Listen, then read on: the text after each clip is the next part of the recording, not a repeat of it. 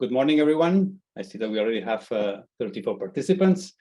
And before we start with the formal presentation, I'd like to leave you with some best practices to keep in mind through the event. So please be sure that you are muted during the webinar. If you have any questions, you can write them in the chat box. We will looking at the questions in the QA session. And finally, a reminder, this session is recorded and it will be uploaded in the EIC community. So if you don't want to appear, please turn off the camera. Well, already 35 going on. So welcome everyone to the second day of the EIC Summit.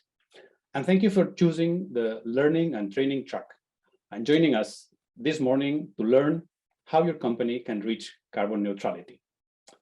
If you want to know the difference between the concepts of carbon neutrality, climate neutrality, net zero, or climate positive, this is the place to be.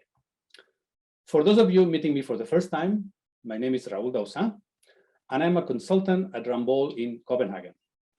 Ramboll is a management consultancy and engineering company, and it's part of the Greenhouse Gas Neutral Acceleration Consortium that implements the GGB pilot program on behalf of the European Innovation Council. Last April, the EIC kicked off the Greenhouse Gas Program, and so far we have organized the 6 webinars you can see in the screen. If you're interested in the program, please check the EIC Greenhouse Gas Program website. Today's agenda will start with welcoming remarks from Yousef, the EIC ambassador, and a presentation by the EIC Greenhouse Gas Program by Barbara De Angelis, the project officer at the European Innovation Council. After that, I will ask everyone who wants to turn on the cameras to have a family photo, and we will start the technical part of the webinar with Garcia-Borreguero and Mathieu Cribellier from CO2 Logic. At the end, we will have the Q&A session where we will ask all the questions that you have on carbon neutrality. If you are using social media, please use the hashtag EUEIC. We also have a hashtag on EUEIC Summit and the Twitter handle EUEIC. Without further ado, I would like to pass the floor to Yousef to welcome us all together. Please, the floor is yours.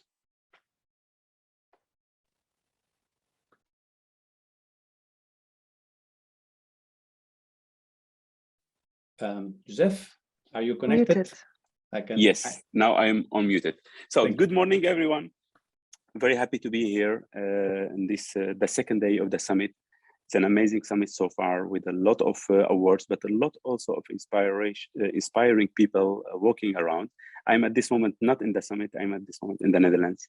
So welcome. My name is Yousef. I'm the CEO of Aldisonic, but also I have been the last 2 years busy with designing the EIC. So before we go further during this day, I would like to give you a small background information, maybe. Like the EIC have been founded to create unicorn.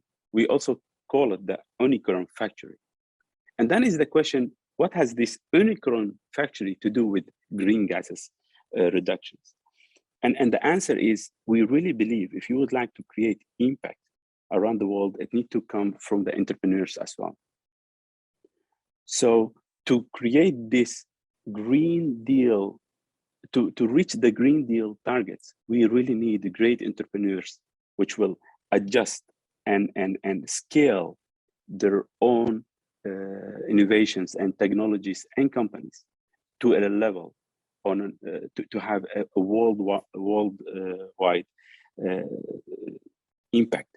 I think that's why we are having also this great program, and that's also our role as entrepreneurs is not only to sell and to make profit. It's really to create the positive impact around the world we can do with our companies if we will do it on the right scale and if we will do it in the right way.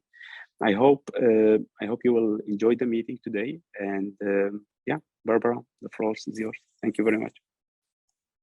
Thank you, Yousef. Thank you, Raul. Thank you, Yousef, for this inspiring word. And of course, we need the entrepreneurs. And welcome everyone. Welcome everyone. It's very nice to see that so many of you joined today and are interested in our activities. I will now explain you a little more what is the GGB program about. So basically, what we aim to do with the GGB program is to guide the beneficiaries toward this journey in the achievement of carbon neutrality. So as you may know, the European Union committed in 2019 with the European Green Deal to high ambitious standards, and basically Europe wants to become the first carbon neutral continent by 2050. In order to do this, this summer, basically the Green Deal has been written into law and entered into force with the European Climate Law. And we will see that new wave of green regulatory initiative will come forward. And what we want to do with the GGB program is to try to anticipate this new legal framework, but also we want to help you in reducing your carbon footprint, because we think that is good and will help you in strengthening your company's public reputation. And at the same time, you will improve energy efficiency and resource efficiency. And in addition to this, this program will help you in answering the increasing demand for green technologies.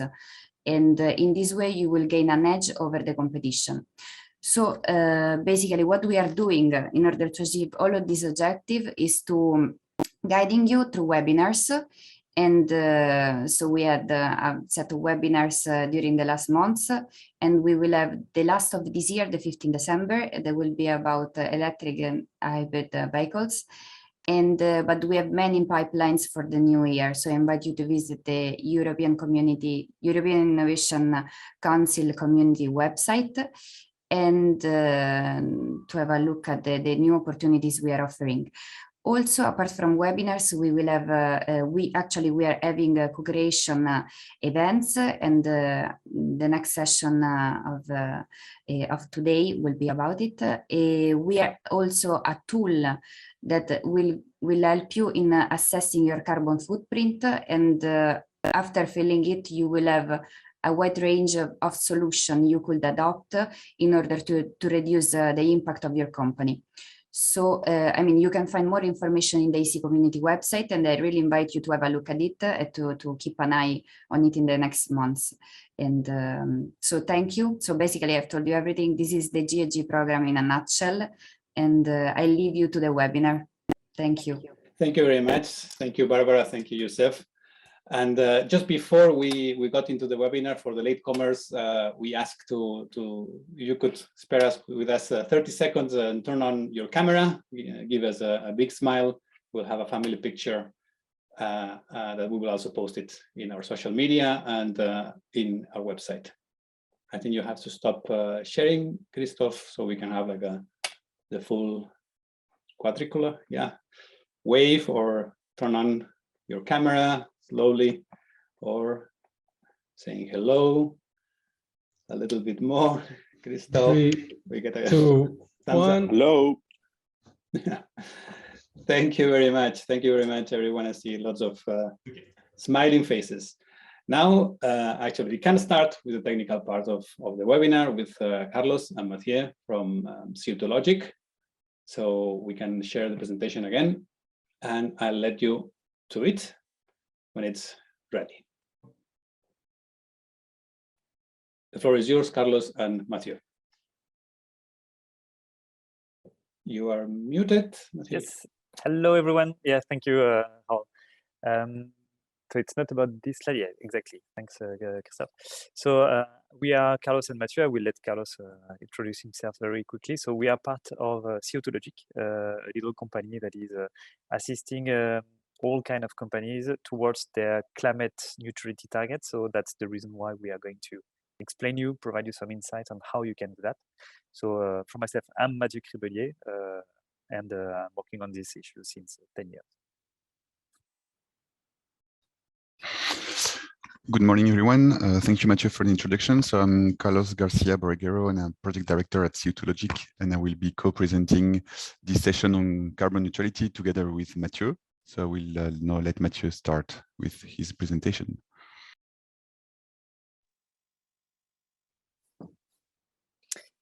thank you. Before that, yeah, a very quick insight regarding the carbon footprint tool. That's something that Barbara has already mentioned before, and that's something quite important. Just to remind you that this tool is fully available now, that you can really use it now, and it has been designed in order to help and facilitate all the GHG members to do this carbon footprint calculation.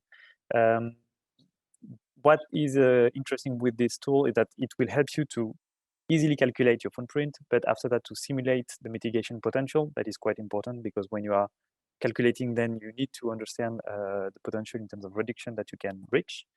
And it will help you to promote after that your solution via the EIC community and inspire others. That's the target, at least. And at the end, it's not a tool that will calculate only once your carbon footprint, but that will be something that will help you to track and monitor your emissions year after year, because generally when you are calculating your carbon footprint, it's for 1 year of activity. So every year you will have the possibility after that to just recalculate and understand where you are in terms of reduction trajectory along your climate journey. So don't hesitate, feel free. The tool is available and already live.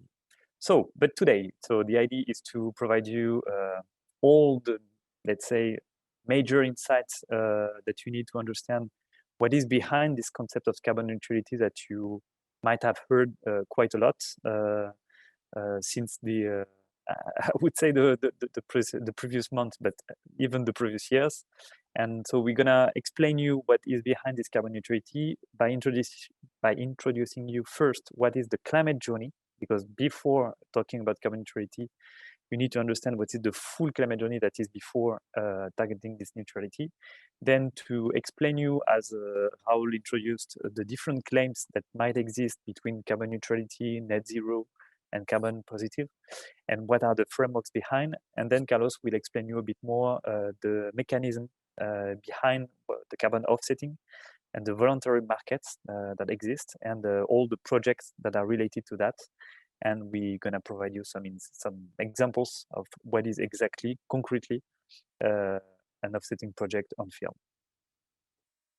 So regarding the climate journey, this concept, before explaining you what is behind, is something that you have heard about, and in fact, why? Because in fact, everybody now care about carbon neutrality. So you have the governments, the trade partners, the shareholders, and they are now all taking actions, mainly since the Paris Agreement, even if you have a dynamic that have started before, but since the Paris Agreement, everything has accelerated. And so now you have many initiatives that are live regarding the climate change and how to tackle that. Customers and employees are increasingly expect governments, but also companies now, to commit to sustainability, and they are going to vote with their feet and wallets. And that's something that is not only about declaring that it's something important. We can see that now in the actions. To provide you some insights, figures, you can already see that for the trade partners, most half of the world's GDP now is covered by net zero targets. So that's huge, and it was not that 10 years ago. So that's really important and significant now. The shareholders that are now playing a more and more important part in let's say, requesting the companies to start their action in terms of climate reduction. And there are now more than 50 trillion of assets managed by them, investors, in the Climate Action Initiative. That is one of the most important ones. You have employees that are more and more requesting their own employers, their own companies, to take a public position on societal issues relevant to their business, and climate change is part of that. And at the end, the customers. And you can see that more and more the youngest ones more and more taking action and are going to spend more for sustainable products. So there is an increasing share of market related to sustainable product, eco-design product, low carbon product, and so on. And that's the reason why now, when we are talking about climate, we are not talking about only communication, we are really talking about strategy for companies. So behind this carbon neutrality, first the climate journey, in order to make you understand what is behind this carbon neutrality. The first step is quite important, and that's the reason why the tool has been designed by EIC, is you need to first measure your footprint to understand where you stand. After measuring, calculating that, then you need to understand what should be your ambition in terms of reducing your own footprint. And so that's the reason why you need a roadmap that will be modeled through different initiatives like the science-based target. Then the step is when you have the theoretical roadmap, you need to operationalize that. So you need to take action. So that's the action part. And then the fourth step will be more on financing climate action in order to go a bit more global. And that's the moment where you're gonna start speaking about carbon neutrality. And then you have the communication aspect that you could start by explaining the achievement behind. So in terms of private sectors and the claim that are behind, we can categorize that into three categories: climate neutrality, net zero, and climate positive. Climate neutrality, in fact, is the first concept that you can target very quickly on the short term. So you have an impact, you have a commitment, credible commitment to reduce it, and you can already support global projects, certify global projects, in order to have a balance between what your activities have emitted and what you are going to contribute in terms of avoiding or sequestrating CO2 emissions. Net zero is a bit more on a midterm perspective. You're going to already have a quite important reduction in terms of GHG emissions, and you have enough reduced in order to counterbalance the remaining impacts by only projects that are going to remove CO2 emissions, GHG emissions. So it's not only about avoiding GHG emissions versus a theoretical baseline, but it's really having removed the CO2 emissions. So you have a balance between that. So it's a bit more ambitious than climate neutrality. And then climate positive is something a little more complex because not that well defined, but you can see behind that generally the idea is just to go a step beyond. So you are going to be climate neutral, and you are going to, in fact, going a bit more in terms of supporting global climate projects by avoiding or sequestrating more than you have emitted. And you can talk about climate positive, even if sometimes companies talk about climate negative for the same aspect. So that's the reason why sometimes this concept is a bit uncertain in terms of what is behind. So for the carbon neutrality today, you can see here a theoretical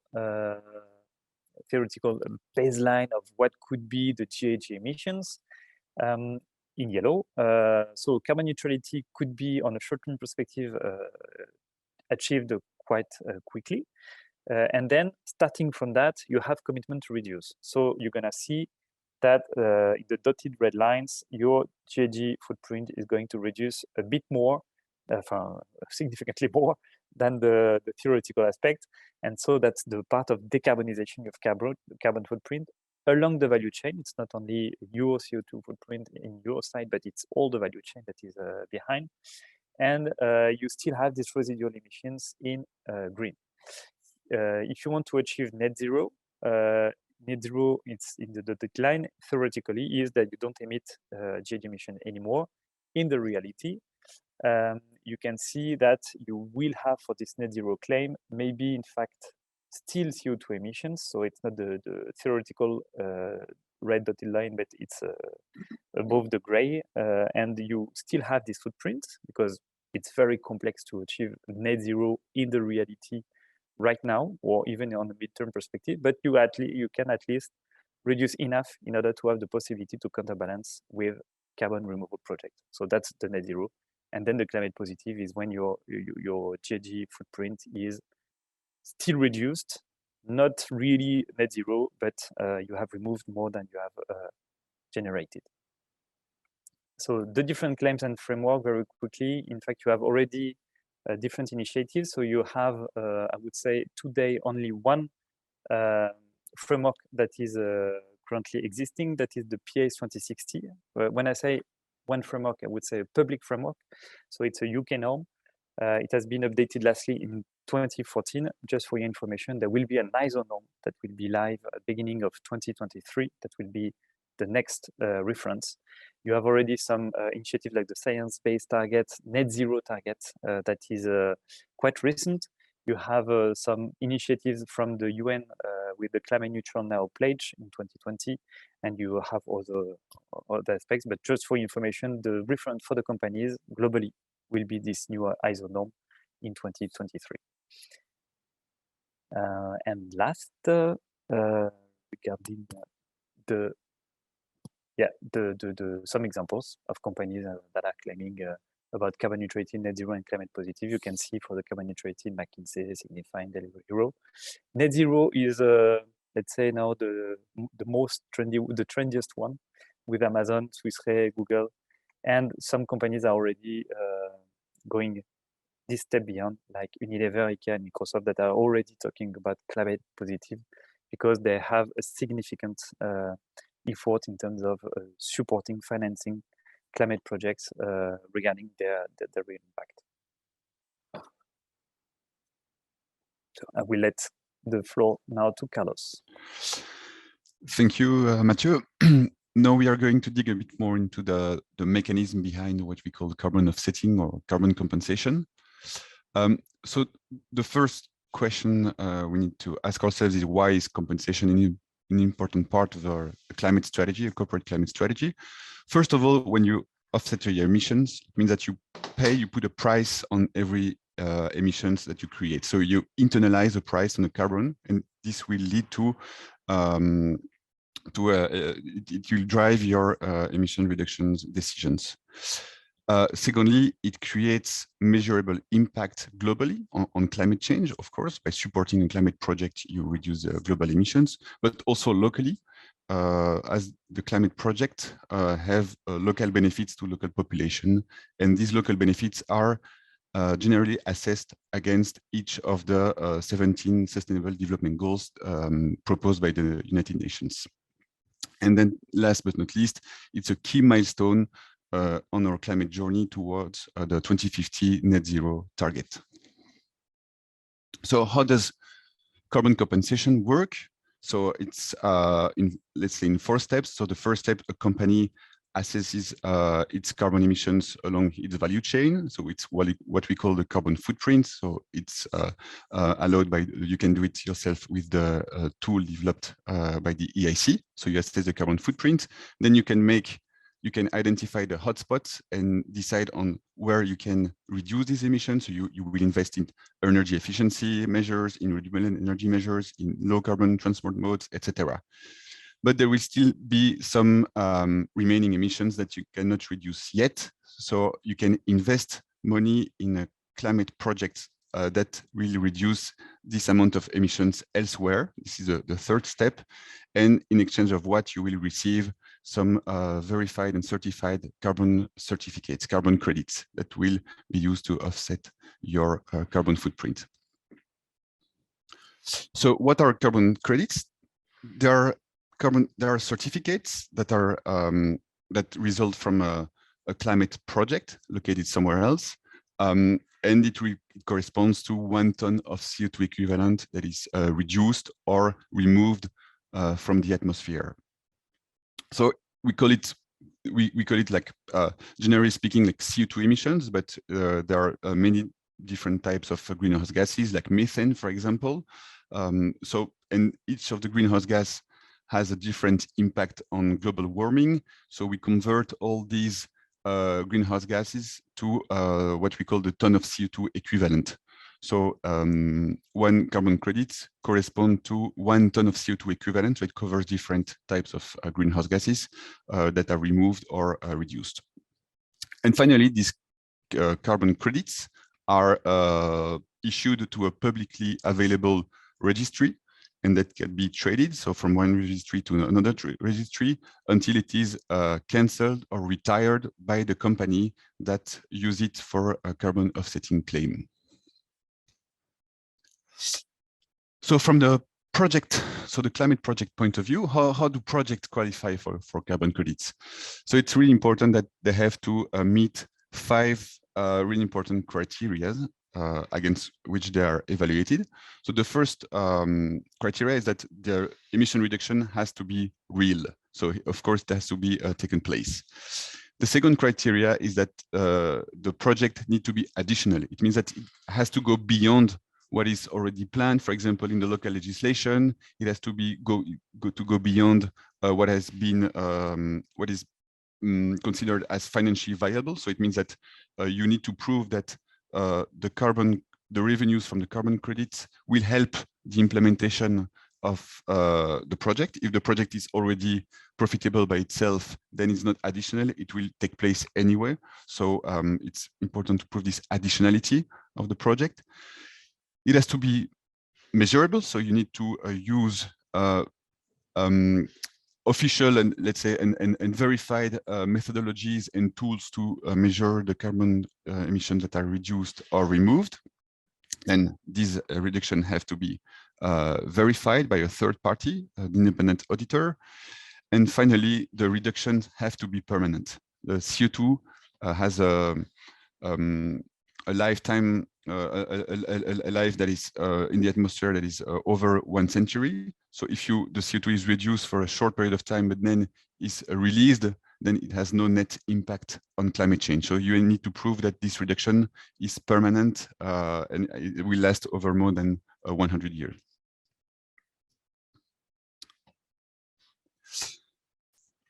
So how are these projects certified?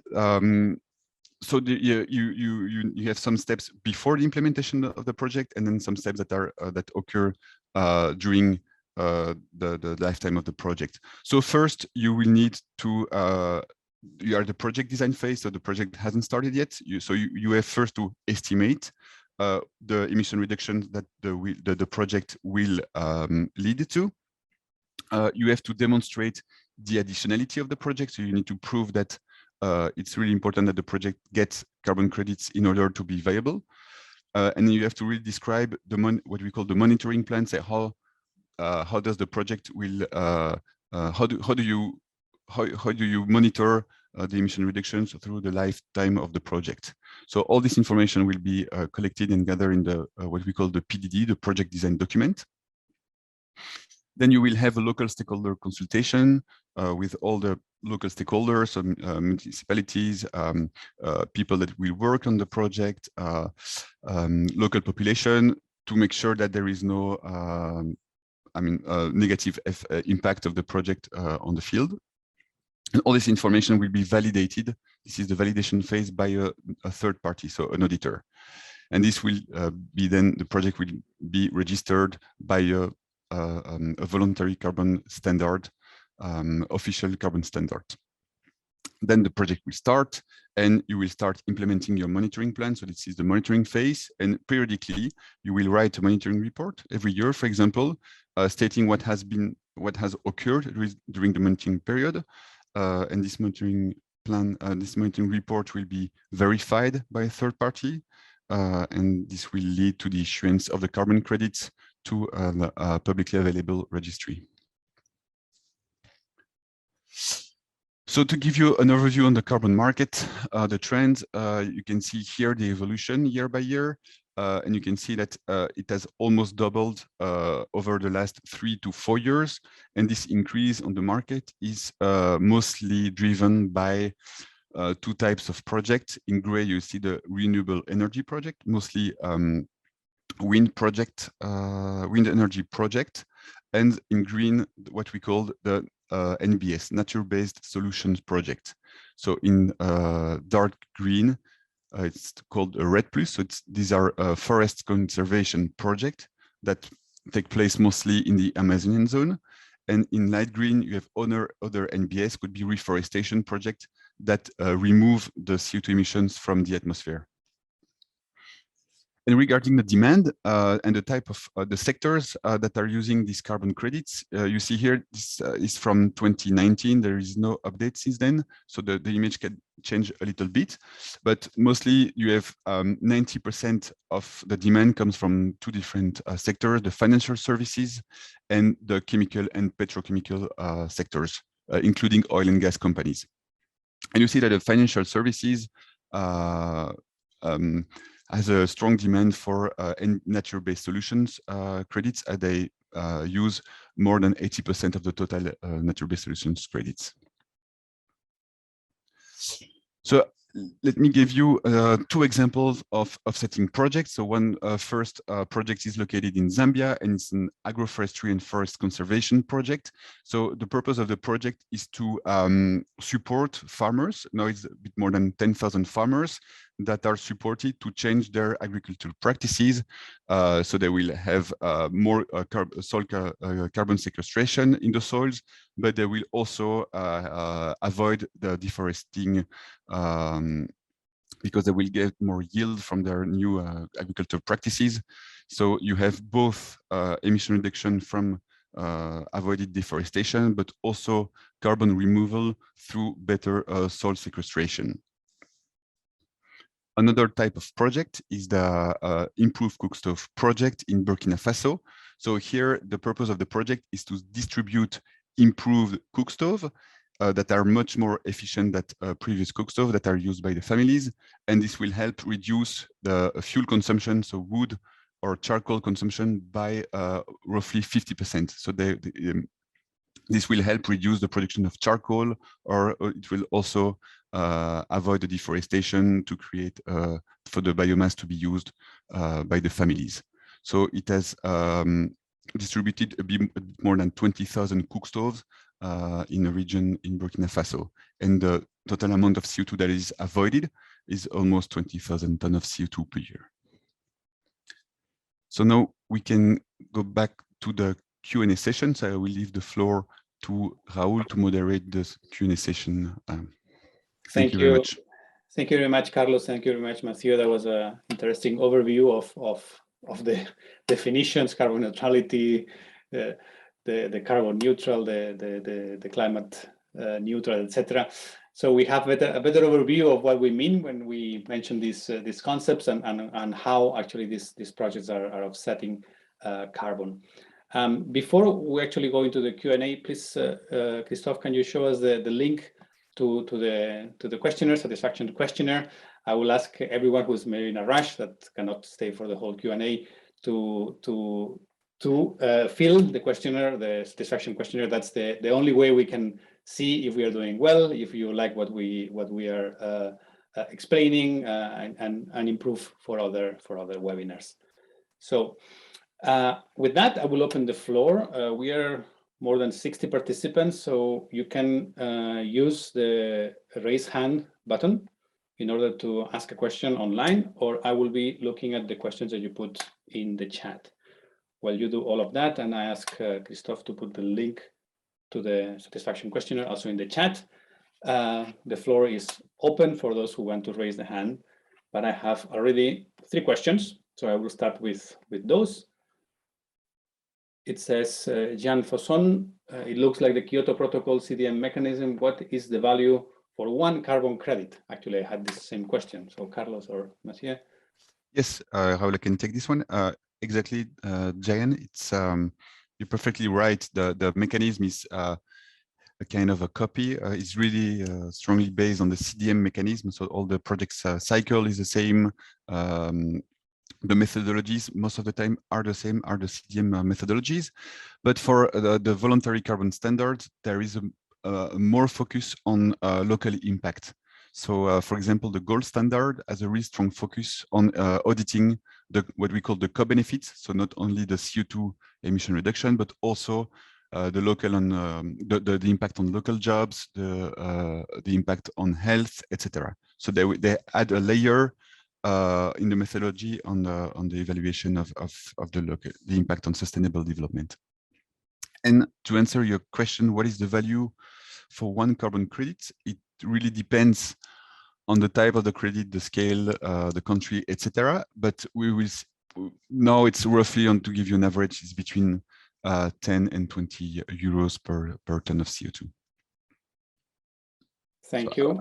We have a couple more questions, but I have a hand that's raised, Georg Brocksterman. If you would like to unmute yourself and ask your question.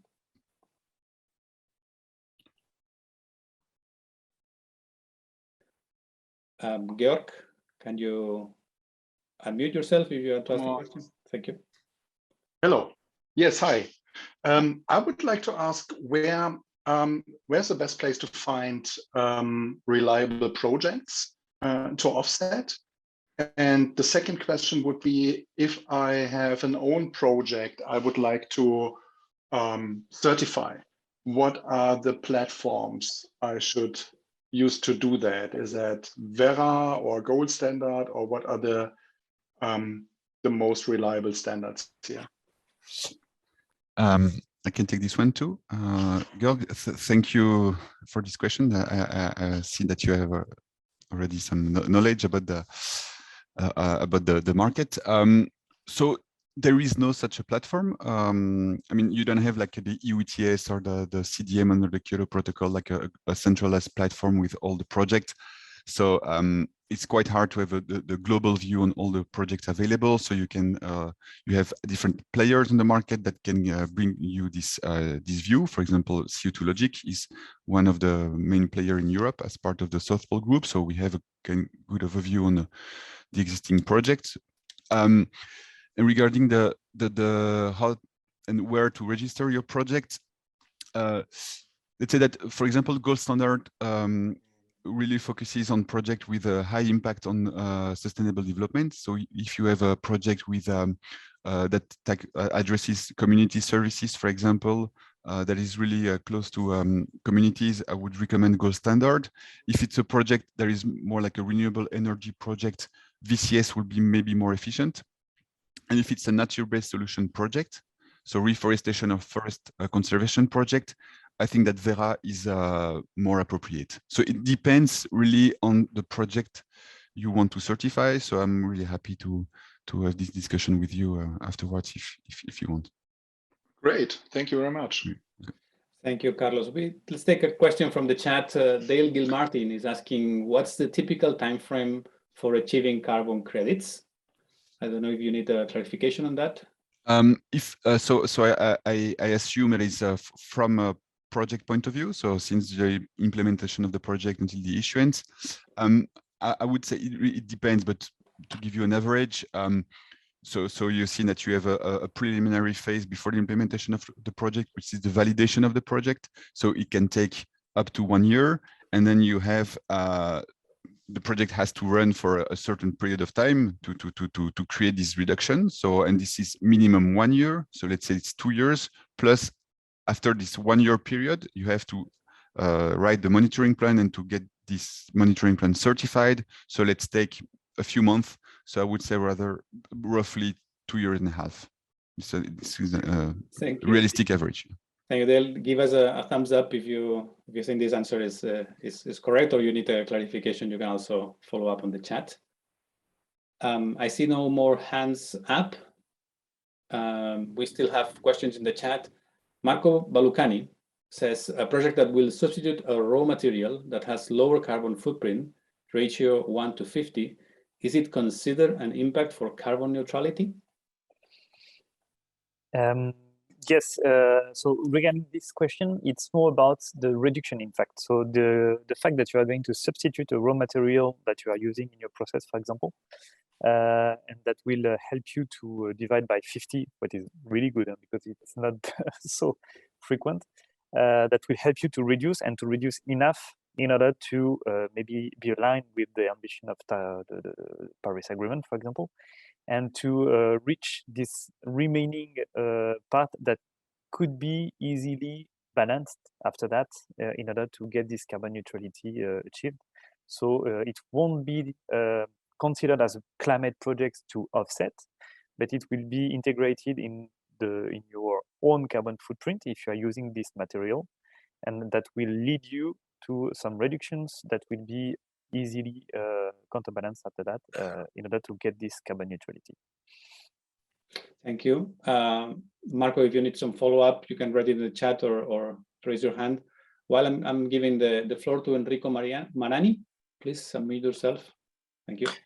Good morning. Thank you a lot for the super interesting presentation. I have some doubts concerning the emission of the issuance of certificates.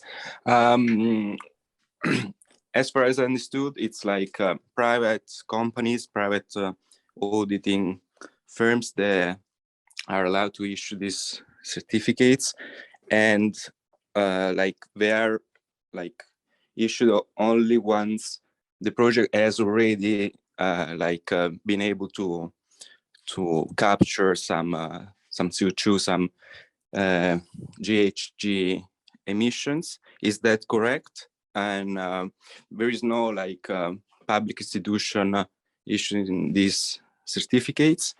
And yeah, that's it. I would like to better understand the mechanism. Thank you a lot. Yes, I take this one. Yeah, thank you for this question. So indeed, you have different players on this market. So you have the project developer, can be a public or private player. There is no restriction. You have the organization that would purchase the carbon credits, also could be public or private, like some public institutions like the European Parliament purchases carbon credits. And you have the standard, which is generally an NGO. So it's an like kind of private player. It's an NGO that is, for example, the gold standard was created by a combination of the WWF and World Resources Institute. So it means that it's a non-profit organization. And then you have the auditors that are mostly private companies. So I would say it's more like there is no intervention of any government or states in the issuance process.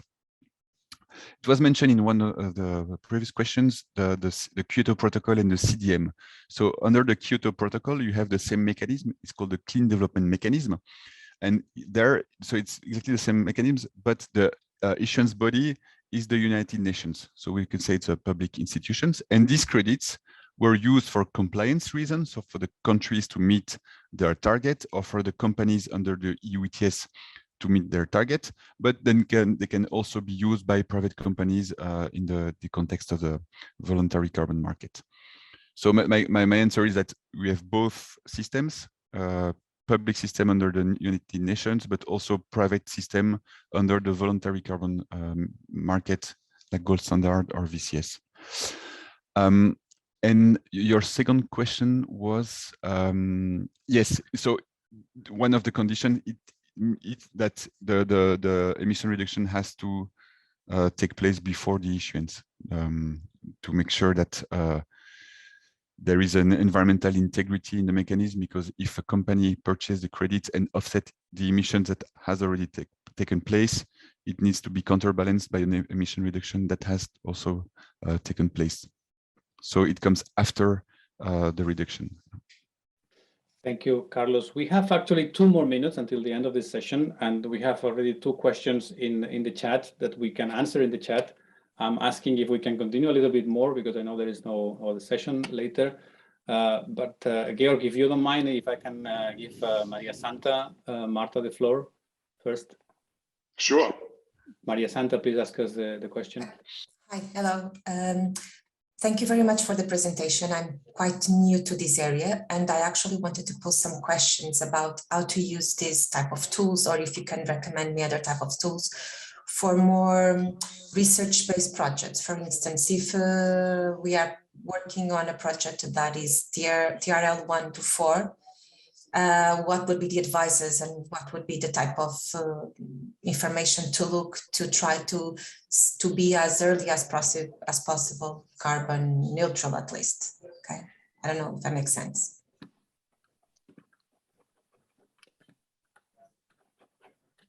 Carlos, you take that one? Yes, I'm not sure I fully understood the question. You mean so? Yes, because from what I'm hearing here, there are projects that are more for private companies and that are more advanced in the field. So if I'm developing a new solution, if it's very, very early, still at the lab level, and we are trying to advance, what would be the type of tools and what would be we're looking for to try to be as early as possible carbon neutral or things like that? Okay, but for instance, if we are developing a solution for CO2 capture, okay, Yeah. Okay. Okay. So you would like your project Yes. to get revenues from carbon credits because it. Okay. Okay. The standards are all the information is public. They use recognized calculation methodologies or tools to make sure that when we evaluate the emission reduction, we use these methodologies that are recognized. So on the one hand, you can check if there is already a methodology that could apply to your solution. So there is always the scope of application of the methodology, etc., described in the methodology. So you can check if it is already the case. Maybe someone had the same idea and had already submitted a methodology that was validated by the standard. But it's a bit more complicated, but it's feasible. You can propose a methodology to evaluate the CO2 absorption, removal, or reduction. And this methodology then will be reviewed and could be accepted by the standard to be used. So for me, the first step will be to check whether there is a methodology, an existing methodology to be used for your project. Or the second step will be to propose yourself a methodology that and see how it can be accepted. Thank you. That helps a lot. Thank you. I have negotiated 5 more minutes, so we can take a question from Georg and Marco. And meanwhile, Mathieu, you can look at the question from Ana Sibila about who's monitoring the global impact. Maybe you can type something there. And also from Endobides about the behavioral change programs, if they qualify. Maybe we can work both at the same time. So Georg and Marco, if you can be quick, please go ahead. Yes, sure. Thank you. I wanted to ask you about the role of blockchains for the carbon credits, and what are the blockchains to watch where you can trade already carbon credits and so forth. It's a very interesting question. I'm not sure I have all the answer. So on the one hand, there is a focus now on how to use blockchain to monitor and to increase the traceability of the emission reduction. So I know that the standard are really looking at how can blockchain increase transparency and be helpful to monitor the emission reduction. So this is under study currently from the project point of view, and from the carbon credit point of view. So you might have seen that there are some cryptocurrencies that are entering the market in order to create a token linked to the CO2, the carbon credits. And I think this is really useful because, first of all, we all know the climate impact of this technology, which is huge. So this is a way really to offset these emissions, and it's also a way to make the market more liquid and more transparent, because you know that there are different registries, and there is not such a transparency on where to trace the carbon credits. So I think it is really useful to make sure that all these carbon credits are traced and there is a full transparency on that. Thank you, Marco. We have 30 seconds. Yeah, so quickly, because I would like to go back again to the impact changing the raw material. So the question is, if let's say I'm a manufacturer on renewable energy and I can evaluate how much is my carbon footprint, can I gain carbon credits if, let's say, I change the production methodology and decrease the carbon footprint or not? Not really if you don't have any methodology, certified methodology that covers this kind of situation. So it's I would say I don't think it would be easy, because you will have to create something from scratch specific to this raw material, and you will have to prove that you don't have a business case that works right now, and you need to have this extra financial support from this voluntary mechanism market in order to finance and to develop your solution. Because don't forget that when you talk about climate projects, we are only talking about projects that are not financially viable as is, and they need this support, this additional support from the voluntary market to get live and to deliver this additional avoidance or removal of CO2 emissions. Okay, thanks. Thank you. With that, we have extinguished the time, and the organizers are telling me we need to stop the webinar. So I would like to thank everyone. Remind that you can contact us. Christophe shared the link to contact us. Remind you again, please do fill the satisfaction survey. Is again the link a click away in your chat. And any questions answered, we will make sure that you receive the answer from our experts. Please do continue participating in the EIC Summit. There's a lot of other sessions interesting today. Thank you very much, and have a nice day, everyone.